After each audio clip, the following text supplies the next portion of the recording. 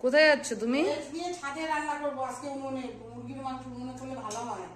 বাজারে গেছে, মাছ আনিনি, 1:45 বাজে, তখন মাংস নিয়ে এসছে।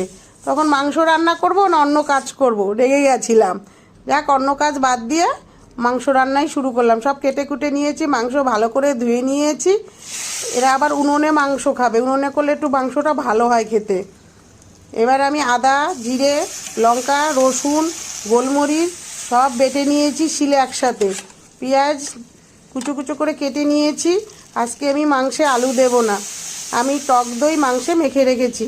উনুন জ্বালিয়ে দিয়েছি, কড়াইতে তেল দিয়ে গোটা গরম মশলা, গোটা জিরে, তেজপাতা দিয়ে পেঁয়াজগুলো ওর মধ্যে ভেজে নেব। তারপরে আমি মশলাগুলো দিয়ে একটু নাড়াচাড়া করার পরে টমেটো দিয়ে দিয়েছি, নুন দিয়ে দিয়েছি, মাংসগুলো ঢেলে দিলাম।